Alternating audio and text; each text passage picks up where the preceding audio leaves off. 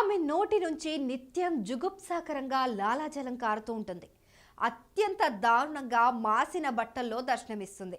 కనీసం దువ్వెన తెలియని చెదిరిన జుట్టు ఆమెది. ప్రేమగా దండం పెట్టే వాళ్లను జుట్టు పట్టుకొని కొడుతుంది. కొందరిని చూసి నవ్వుకుంటుంది. మరికొందరి మీద గుట్కా పాన్ పరాక్ తిని ఉమ్మేస్తుంది.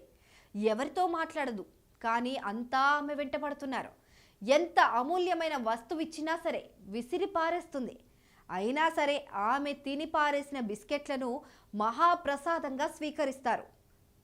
వందల మంది రోజు ఆమె దర్శనం కోసం వచ్చి ఆమె తాగి పడేసిన టీ కప్పులో మిగిలిన చాయ్ చుక్కలను తీర్థంలా స్వీకరిస్తారు. ఆమె ఒక మతి స్థిమితం లేని మహిళ.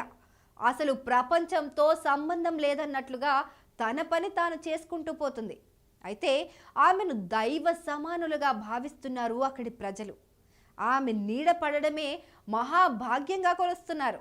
ఆమె మరెవరో కాదు, అరుణాచల వీధుల్లో సంచరిస్తున్న టోపీ అమ్మ. ఇంతకీ ఎవరు ఈ టోపీ అమ్మ? ఈమెకు ఎందుకింత క్రేజ్? ఈమె ఎక్కడ పుట్టింది, ఎక్కడ పెరిగింది? ఈమెను వీళ్ళంతా దేవతల ఎందుకు కొలుస్తున్నారు? టోపీ అమ్మ తమిళనాడులోని కన్యాకుమారిలో జన్మించింది.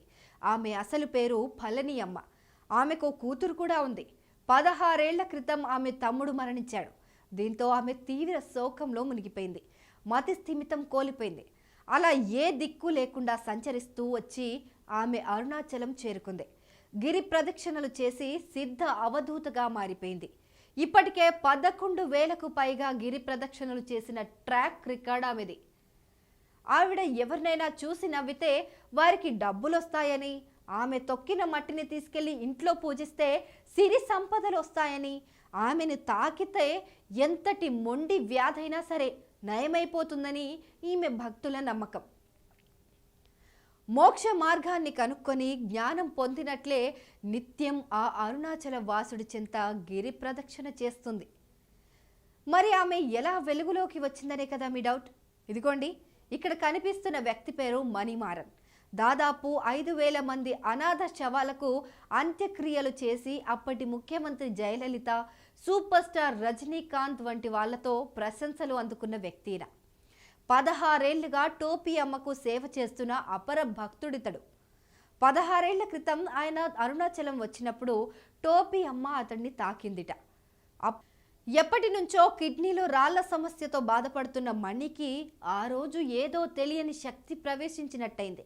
కొద్ది కాలంలోనే అతడి కిడ్నీలో రాళ్లు కరిగిపోయి పూర్తి ఆరోగ్యంగా మారిపోయాడు. ఇంకేముంది, దీనంతటికీ టోపీ అమ్మే కారణమనుకొని ఆమెను ఆరాధించడం మొదలుపెట్టాడు. అలా ఆమె గురించి ఈ నోట ఆ నోట ప్రపంచమంతా పాకింది. ఇక టోపీ అమ్మ ప్రతిరోజు ఉదయం 6 గంటలకి ఖచ్చితంగా గిరి ప్రదక్షిణ ప్రారంభిస్తుంది. సాయంత్రం అయితే చాలు యోగిరామ్ సూరత్ కుమార్ ఆశ్రమంలో కనిపిస్తుంది టోపీ అమ్మ. అక్కడ ప్రజలు ఆమె దర్శనం కోసం బారులు తీరుతుంటారు.